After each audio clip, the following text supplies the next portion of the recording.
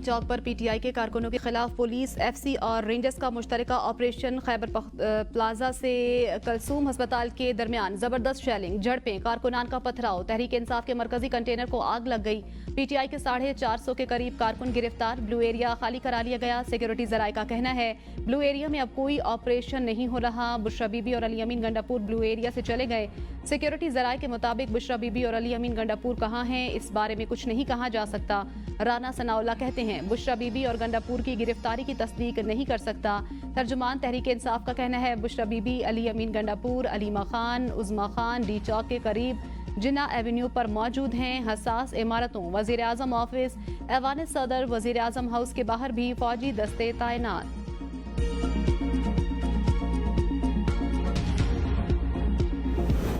वज़ीर दाखिला मोहसिन नकवी कहते हैं बुशरा बीबी और अली अमीन गंडापुर अभी तक तो फरार हैं। उन्होंने कहा कि कल से स्कूल खुल जाएंगे, इंटरनेट और सड़कें आज खोल दी जाएंगी।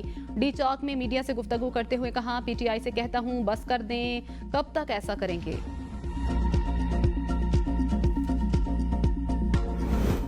वफाकी हुकूमत का पीटीआई के साथ मजीद मुज़ाकरात न करने का फैसला। वज़ीर आज़म शहबाज शरीफ की ज़ेर सदारत मुल्क की मजमूई सियासी और सिक्योरिटी सूरत हाल पर इजलास। वज़ीर दाखिला मोहसिन नकवी, वज़ीर इत्तलात अताउल्लाह तारड़ समेत दीगर वज़रा की शिरकत। ज़राए के मुताबिक इजलास में पीटीआई के एहतजाज और हुकूमत की हिकमत अमली पर मुशावरत। वज़ीर आज़म की ज़ेर सदारत वफाकी काबीना का इजलास आज तलब। इजलास में एहतजाज की सूरत हाल का जायजा लिया जाएगा।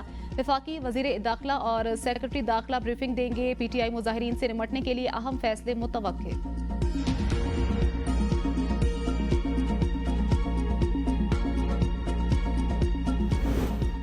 सारे जानी और माली नुकसान की जिम्मेदार एक औरत।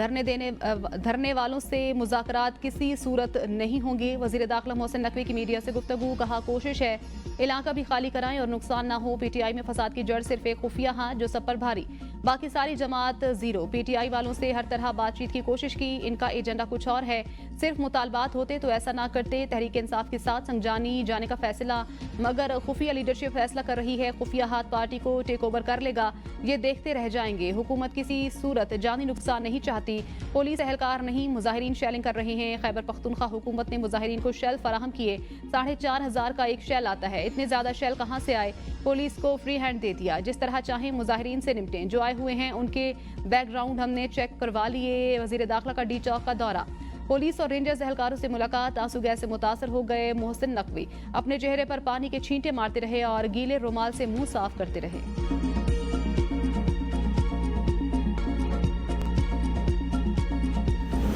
बानी पीटीआई संगजानी में धरने पर आमादा हो गए थे। बुशरा बीबी ने कहा वो डी चौक ही जाएंगी। बैरिस्टर सैफ कहते हैं उन्होंने बरमला कहा मैं नहीं मानूंगी, हम पुरअमन एहतजाज करने आए हैं, असलहा लेकर नहीं आए। जिद और हट धर्मी ना हो तो मुज़ाकरात से मसाइल हल हो सकते हैं। मुज़ाकरात में मोहसिन नकवी समेत दीगर शख्सियात शामिल थी। मोहसिन नकवी का बयान दुरुस्त नहीं, पीटीआई के साथ जो रवैया रखा गया वो ठीक नहीं। हमारे एहतजाज का पहला मरहला मुकम्मल हो गया। राब्तों के बारे में मुनासिब नहीं समझता कि तफसील बताऊं। हमारे खिलाफ तशद्दुद हुआ है, हमें कोई खुला रास्ता नहीं दिया गया। हुकूमत की गैर मंतकी बयानबाजी और इक़दामात ने मसला बिगाड़ दिया। हमारे खिलाफ तशद्दुद के इल्ज़ामात की तहकीकात करें, झूठ ना बोलें।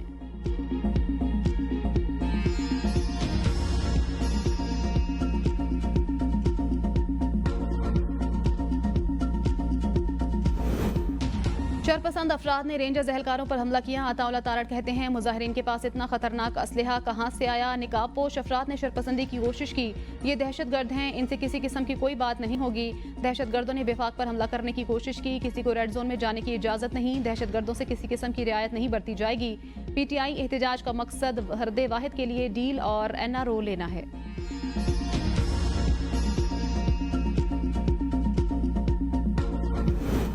हुकूमत की कोशिश थी मुजाहिरीन डी चौक तक ना जाएं, लेकिन ये ना हो सका। राना सनाउल्लाह कहते हैं मई 2022 में भी हमें इसी सूरत हाल से गुजरना पड़ा था। 3 मुकामात से मुजाहिरीन को रोका जा सकता था। इनकी कोशिश थी कि डी चौक पहुंचे, वो पहुंच गए। ये लाशें चाहते हैं। हुकूमत की गलती हुई तो उसका फायदा दूसरी तरफ को होगा। हुकूमत और कानून नाफिज करने वालों को अपना काम करना चाहिए। डी चौक पर बैठना आसान काम नहीं, फर्क आएगा। हमें जल्दी नहीं करनी चाहिए, थोड़ा वक्त देना चाहिए। 10-12 हजार लोगों में कमी या इजाफा होना चलता रहेगा, इससे इनकलाब नहीं आएगा। बानी पीटीआई मसले के हल की तरफ जाने के लिए तैयार नहीं। सियासी जमातों के दरमियान बातचीत ही मसले का हल है। कल रात तहरीक इंसाफ वाले बानी पीटीआई से मिलकर आए। बानी पीटीआई कल रात की बात पर मुत्तफिक होते तो कोई और बात ना होती।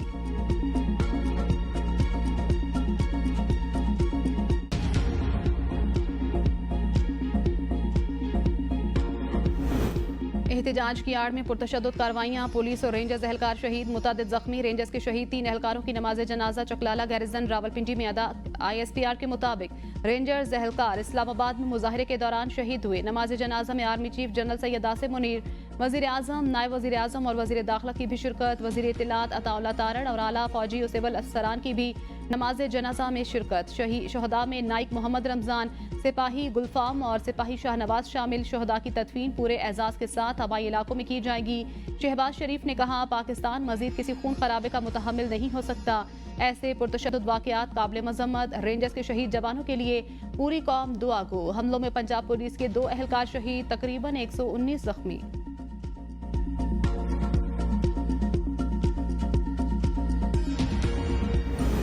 पाकिस्तान और बेलारूस के दरमियान मुख्तलिफ मुफाहमती यादाश्तों पर दस्तखत, दस्तावेजात का तबादला। तकरीब में वज़ीर आज़म और बेलारूस के सदर की भी शिरकत। दोनों मुल्कों का बाहमी ताउन और इक़्तिसादी और तिजारती ताल्लुकात को मज़ीद मजबूत बनाने का अज़्म। वज़ीर आज़म शहबाज शरीफ और बेलारूस के सदर की मुलाकात सियासी ताल्लुकात, तिजारत और सरमायाकारी, दिफाई ताउन और इलाकाई मसाइल समेत मुख्तलिफ मौज़ूआत पर तबादला ख्याल। दोनों रहनुमाओं का 2 तरफ़ा ताल्लुकात के तमाम पहलुओं में मुस्बत पेशरफ्त पर इत्मीनान का इजहार। मुश्तरका प्रेस कॉन्फ्रेंस में शहबाज शरीफ ने कहा, पाकिस्तान बेलारूस से ताल्लुकात को कदर की निगाह से देखता है। बेलारूस के सदर का ये दौरा दोनों ममालिक के दरमियान ताउन और शराकतदारी की नई राहें खोलने में इंतहाई मददगार साबित होगा। बेलारूस के साथ मुआहदों को फौरी अमली जामा पहनाएंगे। बेलारूस के सदर की वज़ीर आज़म हाउस आमद पर वज़ीर आज़म ने मुअज़्ज़िज़ मेहमान का इस्तकबाल किया। बेलारूस के सदर को गार्ड ऑफ ऑनर पेश, दोनों मुल्कों के तराने बजाए गए। बेलारूस के सदर ने वज़ीर आज़म हाउस में पौधा लगाया। वज़ीर आज़म शहबाज शरीफ का बेलारूस के सदर और उनके वफ्द के एजाज में अशाइया। अशाइये में बेलारूसी वफ्द के अरकान और पाकिस्तानी काबीना के अरकान की शिरकत।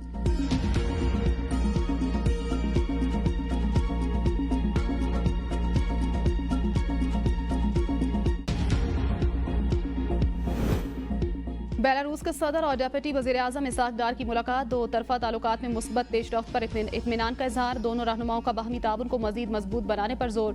तिजारत, मईशत और सिफारतकारी के शोबों में ताउन को नई बुलंदियों तक ले जाने का अज़्म। इसाक डार ने कहा, ये मुलाकात दोनों मुल्कों में ताल्लुकात के एक नए रोशन दौर की नवीद दोनों अक़वाम के लिए मुश्तरका तरक्की के दरवाजे खोलेगी। मुलाकात में वज़ीर इत्तलात अता तारड़ समेत बेलारूस के आला हुकाम भी शरीक थे।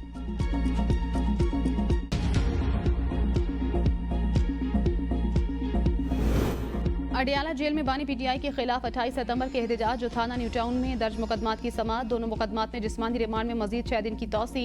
बानी PTI को 2 दिसंबर को दोबारा अदालत में पेश करने का हुक्म। बानी PTI बुशरा बीबी के खिलाफ 190 मिलियन पाउंड केस की समाअत 28 नवंबर तक बगैर कार्रवाई मुलतवी। अडियाला जेल रावलपिंडी में होने वाली केस की समाअत सिक्योरिटी सूरत हाल के पेश नजर मुलतवी। तोशाखाना 2 केस की समाअत भी 29 नवंबर तक मुलतवी।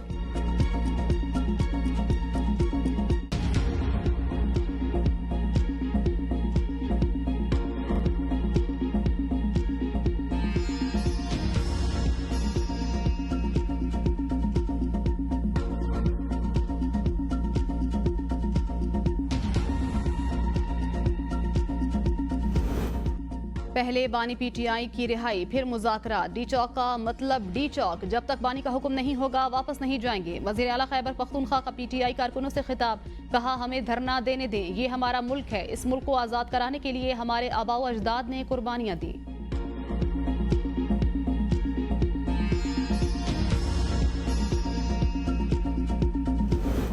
बानी PTI ने पार्टी क़यादत को समझाने में धरना देने की हिदायत की। बुशरा बीबी ने पैगाम पहुंचने के बावजूद इनकार कर दिया। बानी PTI ने बैरिस्टर सैफ के टेलीफोन से अली अमीन गंडापुर और उमर अयूब से बात की।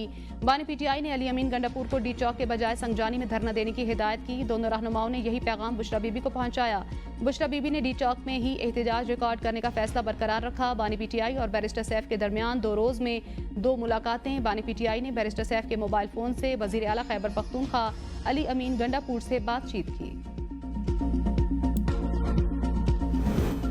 आईनी बेंच में जमात इस्लामी की पैनामा स्कैंडल पर नैब से रिजू करने की हामी। सुप्रीम कोर्ट के आईनी बेंच ने पैनामा स्कैंडल पर दरख्वास्त निपटा दी। जस्टिस मुसरत हिलाली ने रिमार्क्स में कहा, पैनामा में मखसूस केस में JIT बनाई गई, इल्म नहीं पानामा के स्कैंडल के बाकी मुकदमात किधर गए। नैब का इख्तियार तरामीम के बाद कम हो गया। नैब नई तरामीम के मुताबिक ही मामले को देख सकता है। वकील जमात इस्लामी ने कहा, यही हमारा मौक़िफ़ है, बाकी केसेस की भी तहकीकात होनी चाहिए। डेप्यूटी प्रोसिक्यूटर नैब ने कहा, नैब को इस सिलसिले में कोई दरख्वास्त नहीं दी गई।